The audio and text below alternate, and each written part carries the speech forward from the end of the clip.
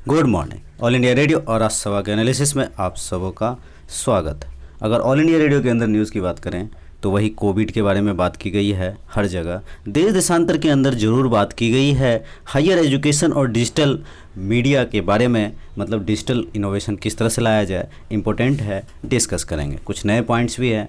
Next वो बात की गई है द बिग पिक्चर के ऊपर। ये जो चाइनीज़ 59 ऐप है, 59 के आसपास, उसको बैन किया गया है। डिटेल से डिस्कस करेंगे। तो चलिए डिस्कशन स्टार्ट करते हैं।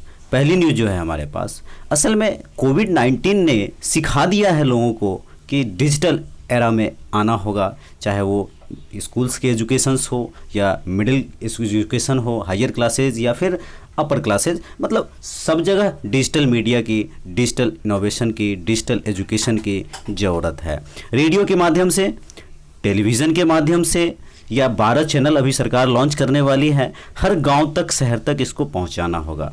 देखो, 3 बातें हैं डिजिटल डिवाइड के। डिजिटल डिवाइड के 3 बातें आंसर में एज इट इज़ यूज़ कर सकते हो।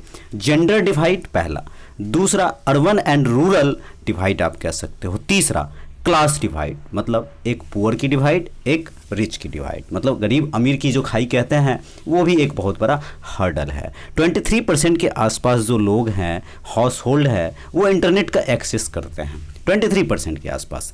लेटेस्ट डाटा के अनुसार कहे तो 10% के आसपास लोगों के पास जो है सो पावर भी है और इंटरनेट भी है।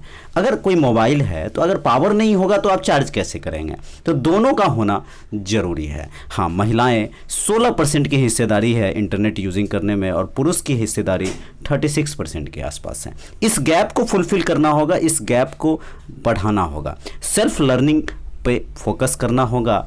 और नेक्स्ट बात की जाए तो higher education challenges, higher education में चैलेंजेस की बात की जाए तो हायर एजुकेशन में ज़्यादा दिक्कत नहीं होगी, क्योंकि वहाँ पे कुछ ज़्यादा समझ होता है। जैसे कुछ प्रोफेसर्स हैं तो कुछ लेक्चर्स ऑनलाइन पोस्ट कर दिया और कहा बच्चों को देख कर आने के लिए, तो उनको सिर्फ क्लासेस में कुछ जो प्रॉब्लम्स होंगी या फिर जो क्लैरिटी नहीं हुई उसके ऊपर डिस्कस किया जा सकता है। टाइम बच सकता है, थिंकिंग बढ़ सकती है। हाँ, लाइट की समस्या हो सकती है, इंटरनेट की समस्या हो सकती है। 6 लाख गांव हैं, उसे एड्रेस करना एक बहुत बड़ा चैलेंज होगा। 33% जो ग्रामीण हैं लोग, वो गरीबी रेखा से नीचे हैं। देखो, असल में क्या है कि कीपैड को अंग्रेजी में है सारा का सारा, अगर हिंदी में भी कर दें तो क्या एक्सेस कर पाएंगे? कुछ सरकार ने ज़रूर डिजिटल के माध्यम से मोबाइल या लैपटॉप बांटा है, लेकिन क्या वो मोबाइल चलाना जानते हैं? क्या उनको पता है? तो सरकार पीपीपी मॉडल से लेकर के साथ में वर्क कर सकती है। हाँ, लैब वगैरह बढ़ाया जा सकता है। तो ये सारी बातें इसके अंदर कही जाती हैं। नेक्स्ट बात की जाए तो टिकटॉक के बारे में या फिर और भी चाइनीज़ जो है ऐप के बारे में बात की गई है। वेरी वेलकम मूव आप कह सकते हो, क्योंकि गवर्नमेंट ने कहा है protecting security and integrity of our country का मामला है ये। इस तरह की बात गवर्नमेंट का स्टैंड है ये। 200 मिलियन से भी ओवर डाटा जो है सो लोग फॉलोअर थे और चाइना के लोग इस पे डिपेंडेंट थे, मतलब चाइना की कंपनी इस पे डिपेंडेंट थी। सेक्शन 69 के तहत साइबर टेररिज्म की बात 2009 के एक्ट में कहा गया है। देखो, आखिर सवाल यह उठता है कि सरकार ने ऐसा डिसीजन क्यों लिया? तो पहली बात, सरकार के डिसीजन इसलिए लिया क्योंकि वो एक सिग्नल देना चाहती है। सिग्नल क्यों देना चाहती है? 1 मिनट, सिग्नल की बात 2 मिनट बाद बात करेंगे, पहले नहीं, यही सही है। सरकार एक सिग्नल देना चाहती है चाइना को, इससे कि भैया आप हमारे बॉर्डर पे अगर इस तरह का कोई इशू करोगे तो हम भी आप पे बैन करेंगे। लेकिन सवाल यह उठता है कि क्या इसके बैन करने से चाइना को कोई फ़र्क पड़ेगा? सवाल आंसर है नो, चाइना को ज़्यादा फ़र्क नहीं पड़ेगा। हाँ, लेकिन सिग्नल जरूर जा रहा है, इसलिए चाइना को हाँ एक चीज़ हो सकता है, इंडियन इन्वेस्टर जो होंगे इस कंपनी के अंदर उनको जरूर थोड़ा नुकसान हो सकता है। अब चाइना की इकोनॉमी इतनी बड़ी है कि उनको इनसे कोई फ़र्क नहीं पड़ेगा। लेकिन जैसे अभी कुछ दिन पहले आपको याद हो, यूएसए ने कहा था 5G जो हुवई वाली कंपनी है उसे मत आने दो, तो सिंगापुर और जापान ने इसे रोका। तो क्या चाइना इस तरह की बात चाहेगा कि कोई दूसरा कंट्री जो है, जिस तरह से भारत ने 59 ऐप को बैन किया है उसी तरह से दूसरे कंट्री में परसेप्शन जाए, खराब जाए, तो जाहिर सी बात है दिक्कत होगी। अब देखो, चाइना का स्टैंड क्या है?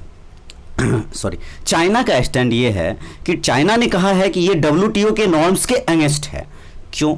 इसलिए क्योंकि वहाँ का डिस्प्यूट सेटलमेंट जो मैकेनिज्म है उसके तहत आप ऐसा नहीं कर सकते हैं। लेकिन इंडिया की सिक्योरिटी की बात कह करके पक्ष बहुत मजबूत होता है।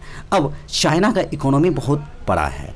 देखो, अगर इसको रोक करके क्या हम चाइना के इकोनॉमी को रोक सकते हैं, तो आंसर अभी भी बोला मैंने, नहीं।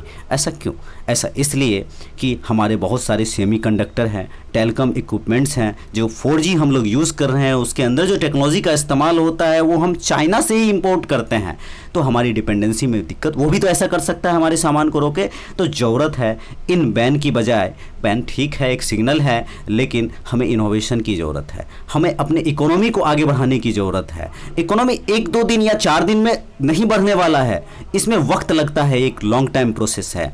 हेल्थ इंफ्रास्ट्रक्चर को बढ़ाए या फिर रिसर्च R&D जो करते हैं वो करें, और भी बहुत सारे स्टेप्स गवर्नमेंट ले सकती है। तो ये पूरा सिनेरियो इस आर्टिकल का होता है। उम्मीद है आपको एक अच्छा एंगल मिला होगा। तो आज के डिस्कशन में इतना ही था। Thank you.